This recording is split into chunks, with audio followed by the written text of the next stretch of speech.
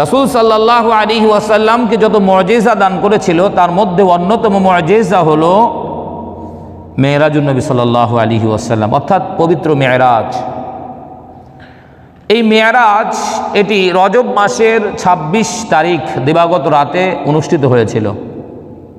প্রিয় ভাইয়েরা আমার, আল্লাহ তাআলা রাসূলকে দিয়ে কেন মেরাজ করালেন,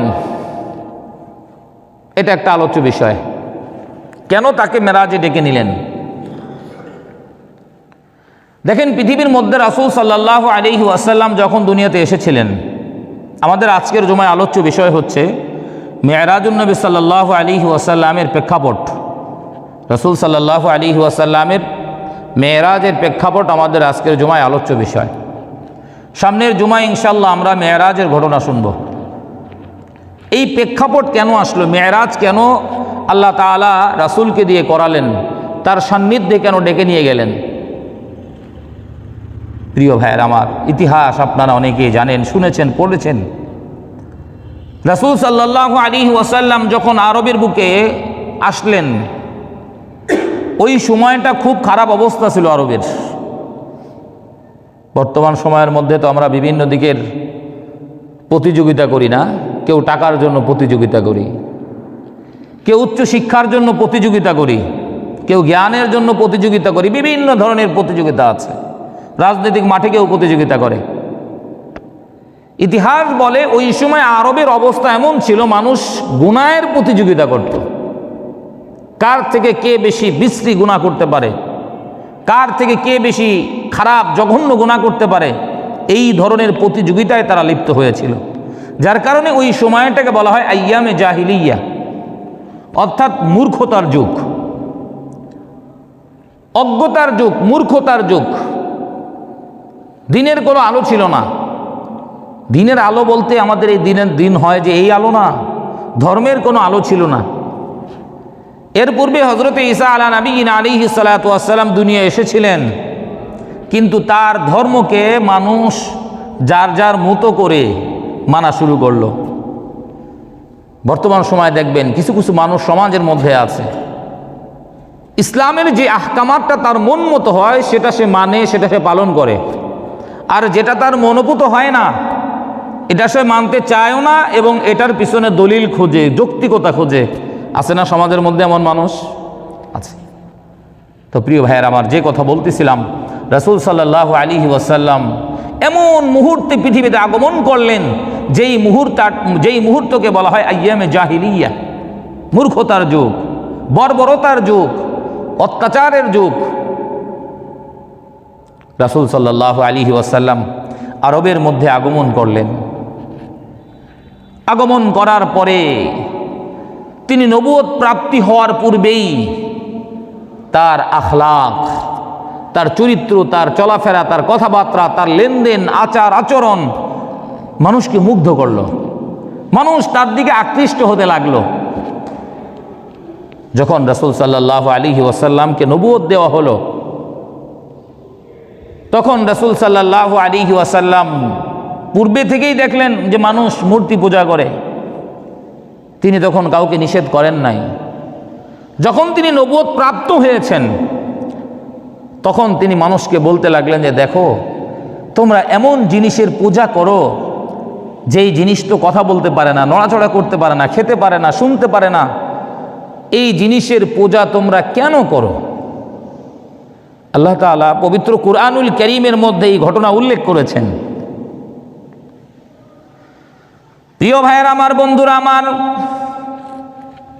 রাসূল আকরাম সাল্লাল্লাহু আলাইহি ওয়াসাল্লাম যখন জন্মগ্রহণ করলেন, ওই সময় আরবের অবস্থা খুবই ভয়ানক ছিল, খুবই অত্যাচারিত সমাজ ছিল, খুবই নিষ্ঠুরতার যুগ ছিল। মানুষ এক আল্লাহ তাআলাকে মানত না, বিভিন্ন দেবদেবীর পূজা করত। রাসূল সাল্লাল্লাহু আলাইহি ওয়াসাল্লাম নবুয়ত প্রাপ্ত হওয়ার পূর্বে কাউকে কিছু বলেন নাই। তিনি তার উত্তম আদর্শ দিয়ে মানুষকে তার দিকে আকৃষ্ট করেছেন। পবিত্র কোরআনুল কারীমের মধ্যে আছে না, ইয়া আইয়ুহাল্লাযীনা আমানু কু আনফুসাকুম ওয়া আহলিকুম নারা। আগে তো নিজে ঠিক হইতে হবে, আগে নিজে ঠিক হইতে হবে না? এই জন্য তিনি সর্বপ্রথম নবুয়ত প্রাপ্ত হওয়ার পূর্বেই তিনি ঠিক হয়ে গেলেন। আল্লাহ তাআলার তিনি তো এই দুনিয়ার জন্য রহমত আল্লাহ তাআলা পাঠিয়েছেন। রাসূল আকরাম সাল্লাল্লাহু আলাইহি ওয়াসাল্লাম যখন নবুয়ত প্রাপ্ত হলেন, পাওয়ার পরে তিনি যখন দেখলেন আরবের মুশরিকরা, আরবের মানুষেরা বিভিন্ন দেবদেবীর পূজা করতেছিল, তখন রাসূল আকরাম সাল্লাল্লাহু আলাইহি ওয়াসাল্লাম বললেন যে তোমরা এমন জিনিসের পূজা করো যেই জিনিস কথা বলতে পারে না, যেই জিনিস নড়াচড়া করতে পারে না, যেই জিনিস কানে শুনতে পারে না। আল্লাহ তাআলা পবিত্র কুরআনুল কারীমের মধ্যে ওই ঘটনাগুলো উল্লেখ করে বলেন, আল্লাহ তাআলা বলেন আলাহুম আরজুলুন ইয়ামশুনা বিহা। এই অবস্থা দেখার পরে আল্লাহ তাআলা রাসূলকে দিয়ে বলালেন, হে রাসূল আপনি বলুন আলাহুম আরজুলুন ইয়ামশুনা বিহা, তোমরা এমন জিনিসের, এমন মূর্তির পূজা করো যেই মূর্তি নড়াচড়া করতে পারে না, সামনে অনেক ধরনের ফলমূল থাকে, অনেক ধরনের খাবার থাকে, খাবারগুলো গ্রহণ করতে পারে না, তোমরা এই জিনিসের পূজা কেন করো? তারপরে আল্লাহ রাসূল সাল্লাল্লাহু আলাইহি ওয়াসাল্লাম কাফেরদেরকে, মুশরিকদেরকে বললেন আমলাহুম আইদি ইয়াবতিশুনা বিহা, তোমরা এমন জিনিসের পূজা করো, এমন জিনিসের পূজা করো যে জিনিস হাত নড়াচড়া করতে পারে না, তার সামনে অনেক হরেক রকমের খাবার দেওয়া হয়, প্রসাদ দেওয়া হয়, এইগুলো তিনি তার হাত দিয়ে নিয়ে খেতে পারে না। তারপরে বলেন আমলাহুম আয়ুনি ইউবসিরুনা বিহা, তোমরা এমন জিনিসের পূজা করো যেই জিনিস দেখতে পারে না। মূর্তি দেখবেন সামনে থাকলে মনে হয় আপনার দিকে তাকিয়ে আছে, না? আপনি ঘুরে যান, মূর্তি কি ঘুরতে পারবে? ঘুরতে পারবে না। রাসূল বললেন তোমরা এমন জিনিসের পূজা করো যেই জিনিস দেখতে পারে না। তারপরে বলেন আমলাহুম আযানু ইয়াসমাউনা বিহা, তোমরা এমন জিনিসের পূজা করো যেই জিনিস কানে শুনতে পায় না, কিছুই শুনতে পায় না, তোমরা এমন জিনিসের পূজা করিও না, এমন জিনিসের পূজা করিও না। রাসূল সাল্লাল্লাহু আলাইহি ওয়াসাল্লাম যতক্ষণ পর্যন্ত দ্বীনের দাওয়াত দেন নাই, অর্থাৎ নিজে ভালো কাজ করেছেন, ততক্ষণ পর্যন্ত আরবের মুশরিকরা, আরবের কাফেররা তাকে ভালো বলতে লাগলো। কিন্তু যখন রাসূল সাল্লাল্লাহু আলাইহি ওয়াসাল্লাম বললেন যে তোমরা এই সমস্ত জিনিসের পূজা করিও না, এরা তো কোনো খোদা হতে পারে না, এরা তো কোনো ধরনের কোনো প্রভু হতে পারে না, এরপরে আরবের কাফেররা, মুশরিকরা তারা চিন্তা করলো হায় রে, এমন কি কথা শোনায়, আমরা তো আমাদের পূর্বের বাপ দাদার দেখে আসতেছি, আমার বাপের, আমার দাদারা এই জিনিসের পূজা করছে, এটাকে ধর্ম মনে করে করেছে, আর এ নতুন কি বাণী শোনাচ্ছে। প্রিয় ভাইয়ের আমার, রাসূল আকরাম সাল্লাল্লাহু আলাইহি ওয়াসাল্লাম যখন 70 বাণী মানুষের মধ্যে প্রচার করা শুরু করলেন, ঠিক ওই মুহূর্তে মানুষ, যেই সমস্ত মানুষগুলো তাকে আলামিন বলতেছিল, যেই সমস্ত মানুষগুলো তাকে সামাজিক মানবিক গুণে গুণান্বিত বলতেছিল, ওই সমস্ত মানুষগুলোই রাসূল সাল্লাল্লাহু আলাইহি ওয়াসাল্লামের শত্রুতে প্রমাণিত হয়ে গেল, প্রতিদ্বন্দ্বী হয়ে গেল। যারা রাসূলকে ভালোবাসতো তারা এখন রাসূলের বিপরীত। কেন? কারণ তাদের বাপ দাদার পিতৃপুরুষের যেই মিথ্যা বানোয়াট, যে ইবাদত উপাসনা, সেইগুলোর গোমর ফাঁক করে দিতেছিলেন রাসূল সাল্লাল্লাহু আলাইহি ওয়াসাল্লাম, ফাঁস করে দিতেছিলেন, যার কারণে তারা সবাই রাসূল সাল্লাল্লাহু আলাইহি ওয়াসাল্লামের শত্রু হয়ে গিয়েছিল। প্রিয় ভাইয়ের আমার, প্রিয় ভাইয়ের আমার, বন্ধুরা আমার, রাসূল সাল্লাল্লাহু আলাইহি ওয়াসাল্লামকে যখন সর্বপ্রথম কাফেররা কষ্ট দেওয়া শুরু করলো, প্রথম তিনি তার বিবি হযরতে খাদিজাতুল কুবরা রাদিয়াল্লাহু তাআলা আনহা তাকে সান্ত্বনা দিত। তার থেকে অনেক বড় না, তার বয়স 25 বছর, স্ত্রীর বয়স 45 বছর। হ্যাঁ, আল্লাহ তাআলা এমন কেন, এই সিস্টেম কেন করে দিলেন তাকে? উচিত ছিল 45, যদি 25কে বিয়ে করা সমস্যা নাই সমাজের মধ্যে, কিন্তু 25 যদি 45কে বিয়ে করে তাহলে সমস্যা না? আল্লাহ তাআলার হিকমত, আল্লাহ তাআলা তো পূর্বেই সব কিছু জানেন, আলিমুল গায়েব। তিনি জানেন যে আমার বন্ধুকে কাফেররা কষ্ট দিবে, সে যখন বাড়িতে কষ্ট নিয়ে আসবে তখন যদি বউটা ছোট হয় তাকে সান্ত্বনা দিতে পারবে না, এই জন্য তার বয়সের থেকে 20 বছরের বড় মহিলাকে তার সাথে বিবাহ দিয়েছেন, যাতে করে সে তাকে বুঝাইতে পারে, সান্ত্বনা দিতে পারে। প্রিয় ভাইয়েরা আমার, বন্ধুরা আমার, রাসূল আকরাম সাল্লাল্লাহু আলাইহি ওয়াসাল্লাম কাফেররা যখন তাকে কষ্ট দিতে লাগলো, কষ্ট দিতে থাকলো, তখন তিনি সারাদিন পার করার পরে যখন বাড়িতে আসতেন, তার স্ত্রী হযরতে খাদিজাতুল কুবরা রাদিয়াল্লাহু তাআলা আনহা তাকে বিভিন্ন ধরনের বুঝ দিত, বুঝাইতো বিভিন্নভাবে। এরপরে তার চাচা আবু তালেব তাকে বুঝাইতো। কিন্তু অত্যন্ত দুঃখ এবং পরিতাপের বিষয় হলো, রাসূল সাল্লাল্লাহু আলাইহি ওয়াসাল্লামের নবুয়তের বয়স যখন 11 বছর, 11তম বছর, তখন আল্লাহ তাআলা হযরতে খাদিজাতুল কুবরা রাদিয়াল্লাহু তাআলা আনহাকে দুনিয়া থেকে উঠায় নিয়ে গেলেন। তার কিছুদিন পরে তার আরেক বটগাছ তার চাচা আবু তালেবকে উঠায় নিয়ে গেলেন। এরপরে রাসূল সাল্লাল্লাহু আলাইহি ওয়াসাল্লামকে সান্ত্বনা দেওয়ার মতো আর কোনো মানুষ নাই। কে সান্ত্বনা দিবে? এদিকে কাফেরদের আক্রমণ, এদিকে স্ত্রীও নাই, চাচাও নাই। আল্লাহ রাসূল সাল্লাল্লাহু আলাইহি ওয়াসাল্লাম চিন্তা করলেন, হায় রে, মক্কার মানুষ তো আমার কথা শোনে না, আমি তাহলে একটু আশেপাশে যাই। আল্লাহ আল্লাহ। রাসূল আকরাম সাল্লাল্লাহু আলাইহি ওয়াসাল্লাম যখন মক্কার কাফেরদের আক্রমণ নির্যাতন সহ্য করতে না পেরে তিনি তায়েফে গমন করলেন। তায়েফে যাওয়ার পরে আরো অবস্থা খারাপ। মানুষ পাথর মারে, পাথর এমন ভাবে নিক্ষেপ করে শরীর থেকে রক্ত বের হয়ে যায়। দিন শেষে তার জামাটা খুলতে পারে না, রক্ত লেগে থাকে কাপড়ের সাথে, খুলতে পারে না, এমন কষ্ট দেয়, এমন পাথর নিক্ষেপ, শরীর থেকে রক্ত বের হয়েছে, ওই রক্তর সাথে জামা লেগে আছে, বিকালবেলা টাইনা খুলতে পারে না, এমন অবস্থা হয়ে যায়। আল্লাহ। রাসূল আকরাম সাল্লাল্লাহু আলাইহি ওয়াসাল্লামের এই অবস্থা যখন হলো, রাসূল তায়েফেও টিকতে পারলেন না, আবার মক্কায় চলে আসলেন। এরপর আল্লাহ তাআলা দেখলো আমার বন্ধুর এই অবস্থা, মানসিক বিপর্যয়, হ্যাঁ, মানসিক বিপর্যয়, তাকে কেউ গ্রহণ করতে চাচ্ছে না, সেও মানসিকভাবে দুর্বল হয়ে গেছে, ভেঙে পড়ছে। ঈমান ভাঙে নাই, মানুষ হিসেবে একটু ভেঙে পড়েছে। এরপর আল্লাহ তাআলা হযরতে মুহাম্মদুর রাসূলুল্লাহ সাল্লাল্লাহু আলাইহি ওয়াসাল্লামকে একটু সান্ত্বনা দেওয়ার জন্য, আল্লাহর ক্ষমতা কেমন, আল্লাহর নাজ ও নিয়ামত কেমন একটু জানানোর জন্য আল্লাহ তাআলা তাকে তার সান্নিধ্য ডেকে নিয়েছিলেন, যেটাকে মেরাজ বলা হয়। দেখবেন দুনিয়ার মধ্যে মানুষ যখন অনেক বেশি ডিপ্রেশনের মধ্যে থাকে, দুশ্চিন্তার মধ্যে থাকে, যারা একটু এলিট শ্রেণী, ভালো ভালো ফ্যামিলি, যাদের টাকা পয়সা আছে, যখন কোনো দুশ্চিন্তা আসে, ওই দুশ্চিন্তাটা শেষ হওয়ার পরে নিজেকে একটু রিফ্রেশ করার জন্য বিভিন্ন জায়গা সফর করে, ঘোরাঘুরি করে না, একটু কক্সবাজার যায় অথবা অন্য কোথাও যায়, নিজেকে মানসিকভাবে তৈরি করার জন্য। আল্লাহ তাআলা দেখলেন আমার বন্ধুর এই অবস্থা, যেই বছরটাকে বলা হয় আমুল হুজন, দুঃখের বছর, দুঃখর বছর।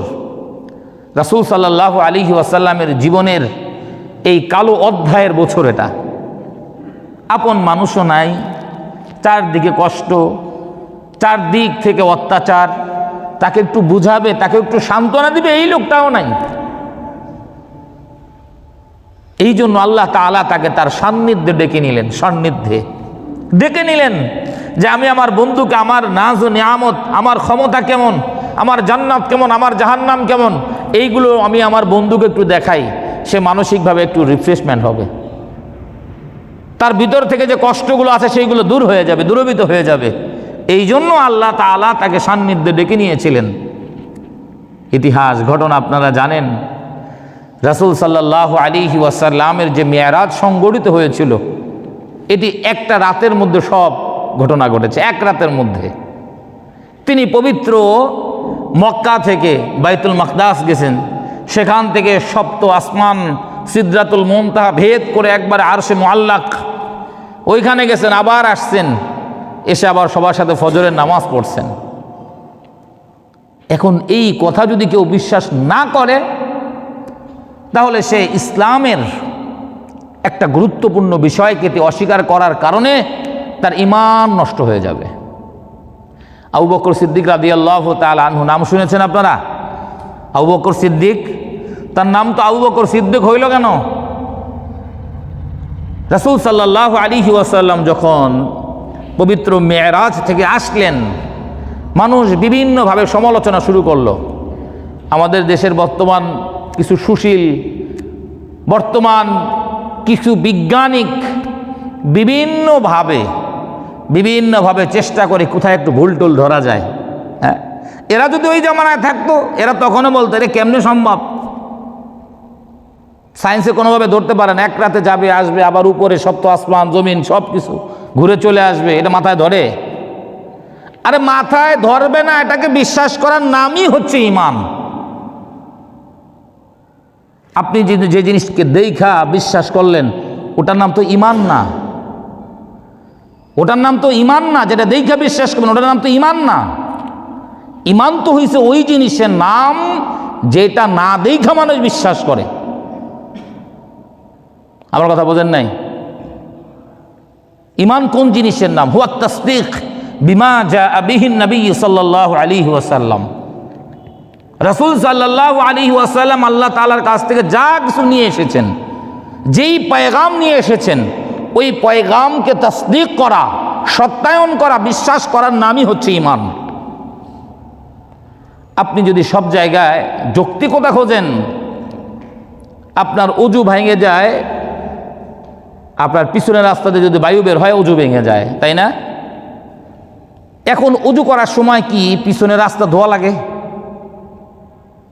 আকলের দাবি, যৌক্তিকতার দাবি তো ছিল আগে পিছনের রাস্তা ধোও তারপরে অজু করো। এটা ছিল না আকলের দাবি, যৌক্তিকতার দাবি তো এইটাই। পিছনের রাস্তা দিয়ে বায়ু বের হয়েছে, তাহলে আগে তো ওটাকে পরিষ্কার করতে হবে, ওটাকে আগে পবিত্র করতে হবে, তারপরে আসেন আপনি হাত মুখ পা ধুবেন, পরের কথা, মাথা মাসাজ করবেন, পরের কথা। এখানে তো এটা নাই। এই জন্য যৌক্তিকতা খুঁজা দেখা বিশ্বাস করার নাম ঈমান না। ঈমান হচ্ছে ওই জিনিসের নাম যেটা রাসূল সাল্লাল্লাহু আলাইহি ওয়াসাল্লাম বলেছেন, এক কথা ওটাকে বিশ্বাস করা। হযরত আবু বকর সিদ্দিক রাদিয়াল্লাহু তাআলা আনহু যেমনভাবে বিশ্বাস করেছিলেন, রাসূল সাল্লাল্লাহু আলাইহি ওয়াসাল্লাম যখন মেরাজ শেষ করে আসলেন, সবার সাথে ফজরের নামাজ পড়লেন, নামাজ পড়ার পরে তিনি মসজিদের মধ্যেই বলতেছিলেন যে আজকে রাতে আমার মেরাজ হয়েছে, মেরাজ সংঘটিত হয়েছে। অনেক মুনাফিক থাকে না, আপনার সাথেও আছে, ওই সাথেও আছে, আছে না কিছু মুনাফিক? মুনাফিক চেনার সহজ আর একটা উপায় আছে, সেটা হলো দেখবেন আগে যখন আমাদের রাজনৈতিক দল কোনো একটা দল ক্ষমতায় ছিল, ওই সময় সে ওই দলের বড় নেতা, ওই দলের বড় কর্মী। বর্তমান সময় এসে দেখা যায় আর এক দল চেঞ্জ করে গাছে গাছে তার ছবি টবি লাগানো, এটাও এক ধরনের মুনাফিকি, এটাও এক ধরনের কি মুনাফিকের লক্ষণ। প্রিয় ভাইরা আমার, রাসূল সাল্লাল্লাহু আলাইহি ওয়াসাল্লাম যখন মানুষকে বলতেছিল, সাহাবায়ে কেরামকে বলতেছিল গত রাতে আমার মেরাজ সংঘটিত হয়েছে, যারা নতুন ঈমান এনেছে তাদের মধ্যে একটু খটকা লাগলো, খটকা। আর যারা মুনাফিক তাদের মধ্যে তো পুরোটাই খটকা, মানে কেমনে সম্ভব এক রাতে? আরে এখান থেকে মক্কা থেকে বাইতুল মুকাদ্দাস কত দূর, এক রাতে তো এইটাই পার হওয়া সম্ভব না, তাহলে কেমনে সে আরশে মুআল্লাক সম্ভব? মাথায় ধরে? মাথায় ধরে না। কিন্তু মাথায় না ধরলে ওটার নাম বিশ্বাস করার নামই হচ্ছে ঈমান। যখন অনেকে হযরত আবু বকর সিদ্দিক রাদিয়াল্লাহু তাআলা আনহুর কাছে গেলেন যে এই কি অবস্থা শুনছনি, মুহাম্মদের সাথে ঘুরে বেড়াও মিয়া, এই তো এই অবস্থা। বর্তমান আমাদের সময়ের প্রিয় যুবক ভাইয়েরা, অনেক সামাজিক লোকরা এটাকে একটা কথায় তারা বলতো এটা একটা গাঁজাখড়ি গল্প, এটা এইভাবে তিনি বলতো এটা একটা গাঁজাখড়ি গল্প, তাই না? এই যে আমি শব্দটা ব্যবহার করলাম, এটা একটা গাঁজাখড়ি গল্প, এই শব্দটা আমরা অনেক বেশি ব্যবহার করি। এই ধরনের শব্দ চয়ন এগুলো খুব খারাপ মন মানসিকতার লক্ষণ। এই ধরনের শব্দ চয়ন করা ঠিক না। আপনার বিশ্বাস না হইলে ওকে ঠিক আছে, হতেও পারে, বলতে পারেন যে হ্যাঁ হতেও পারে, বা এটা সম্ভব না। হ্যাঁ, যাই হোক, হযরত আবু বকর সিদ্দিক রাদিয়াল্লাহু তাআলা আনহুর কাছে গিয়ে যখন বললেন যে এই অবস্থা, তুমি কি এটা বিশ্বাস করো? তিনি বললেন যে না, এটা তো অনেক দূরের কথা, সম্পূর্ণ রাত অনেক দূরের কথা। আল্লাহ তাআলা তো ইচ্ছে করলে আরো কম সময়ের মধ্যে করতে পারতেন। সুবহানাল্লাহ বলবেন না আপনারা? আল্লাহ, এই ছিল ইমানের জ্যোতি তাদের, এই ছিল ইমানের পাওয়ার। কোন এক ব্যক্তি সে আল্লাহ তাআলার ইবাদত বন্দেগী করে, যাদের মধ্যে ইলম নাই আমল আছে, তাদেরকে বলা হয় আবেদ। কি বলা হয়? আবেদ। কোন এক আবেদ ব্যক্তি তিনি রাতে শুয়ে শুয়ে চিন্তা করতেছে। যারা আবেদ হয় তারা অনেক বেশি ইবাদত করে, চিন্তা করতেছে, হায় রে, আমি মনে হয় সাহাবীদের যুগে যদি আমি থাকতাম তাহলে সবচেয়ে বেশি আমি রাসূলকে মহব্বত করতাম। তার মনের মধ্যে এই খটকা আসছে। আসলে কি এটা সম্ভব? সম্ভব হলেও এটা মনে আনাও ঠিক না, কারণ রাদিয়াল্লাহু আনহু ওয়া রাদু আন, না? তিনি যখন শুয়ে শুয়ে চিন্তা করতেছে, এখন তিনি রাতে স্বপ্নে দেখে রাসূল সাল্লাল্লাহু আলাইহি ওয়াসাল্লাম একটা গাড়ি দিয়ে যাচ্ছে। এটা একটা গল্প, এটা কোরআন হাদিসের একটা স্থান নাই, বোঝানোর জন্য বলা হচ্ছে। তিনি রাতে স্বপ্নে দেখতেছে যে রাসূল সাল্লাল্লাহু আলাইহি ওয়াসাল্লাম সহ কয়েকজন সাহাবী সহ তিনিও গাড়ির মধ্যে আরোহণ করতেছে কোন একটা পাহাড়ি রাস্তা দিয়ে। হঠাৎ করে রাস্তার এই ইঞ্জিন নষ্ট হয়ে গেছে গাড়ির। এখন যিনি চালক আছে সে বলতেছে, এই ওই দূরে একটা পাথর আছে, এই পাথরটাই না চাকার নিচে দাও, পাথরটাই না চাকার নিচে দাও, আর নাহলে বড় ধরনের দুর্ঘটনা ঘটতে পারে, বড় ধরনের অ্যাক্সিডেন্ট হতে পারে। তো উনি গাড়ির থেকে তাপ করে বের হইয়া পাথর আনতে গেছে। পাথর নিয়ে পিছনে ফিরে দেখে সাহাবী কয়েকজন গাড়ির চাকার নিচে শুয়ে পড়ছে, শুয়ে রয়েছে। বুঝতে পারেন না এই কথা? আপনি পাথর আনতে যাবেন, তারপরে দিবেন, আর তারা আরে জীবন যায় যাক, আগে রাসূলকে বাঁচাও। এই জন্য চাকার নিচে তারা নিজেরাই শুয়ে পড়ছে। এরপরে তিনি তার ভুল ভাঙছে, হায় রে, আমার চিন্তাধারাও তো ভুল। প্রিয় ভাইয়েরা আমার, যেই কথা বলতেছিলাম, রাসূল সাল্লাল্লাহু আলাইহি ওয়াসাল্লামের মেরাজের প্রেক্ষাপট এমন ছিল, মানুষ তাকে অনেক বেশি কষ্ট দিয়েছিল। তার স্ত্রী, তার চাচা মারা যাওয়ার কারণে সে মানসিকভাবে ভেঙে পড়েছিল। আল্লাহ তাআলা তাকে এই জন্য ডেকে নিয়েছিলেন যাতে করে তাকে আবার পুনরায় সে যাতে সুন্দর মতো কাজ করতে পারে, এবং আমার নাজ ও নিয়ামত স্বচক্ষে দেখেও যেন আরও কষ্ট তিনি সহ্য করতে পারে, এমন মন মানসিকতা যেন তৈরি হয়। হ্যাঁ, এই জন্য আল্লাহ তাআলা রাসূলকে মেরাজে ডেকে নিয়েছিলেন। প্রিয় ভাইয়ের আমার, এর থেকে আমাদের শিক্ষা হলো, রাসূল সাল্লাল্লাহু আলাইহি ওয়াসাল্লাম দেখেন যখন তায়েব গমন করেছিলেন কত কষ্ট দিয়েছে তাকে। এই দ্বীনের জন্য তিনি কষ্ট করেছেন, দ্বীনের জন্য। এই দ্বীনকে আমরা কিভাবে হেলায় খেলায় আমাদের আহকামগুলো, কোরআন হাদিসের আহকামাতগুলো আমরা ছেড়ে দিচ্ছি। আমরা এটাকে একদম ছোট মনে করতেছি, এটাকে আমরা একদম কিছু মনেই করছি না। হ্যাঁ, অথচ এই দ্বীনের জন্য রাসূল তিনি নিজে কি পরিমাণ কষ্ট করেছেন। আমাদেরকেও, আমাদের সকলকে এই দ্বীনের উপর অটল থাকতে হবে, দ্বীনের উপর অবিচল থাকতে হবে। মনে রাখবেন, আপনি দ্বীনের একটা আহকামাত মানতে পারেন না, সেটা ভিন্ন কথা। হ্যাঁ, আমার দুর্বলতা, আমি মানতে পারি নাই, আজকে না হয় কালকে আমি তওবা করে ফেলবো। কিন্তু কোনো একটা আহকামাতকে যদি আপনি বেদাঙ্গুলি দেখান, মনের মধ্যে এই ধারণা পোষণ করেন এটা কেন হইল, এটা তো সম্ভব না, তাহলে মনে রাখবেন আপনার ঈমান নিয়ে প্রশ্ন উঠবে। আল্লাহ তাআলা আমাদের সকলকে রাসূল সাল্লাল্লাহু আলাইহি ওয়াসাল্লামের শরীয়তের উপরে অবিচল থেকে দুনিয়া থেকে বিদায় নেওয়ার তৌফিক দান করুন। সকলে বলি আমিন।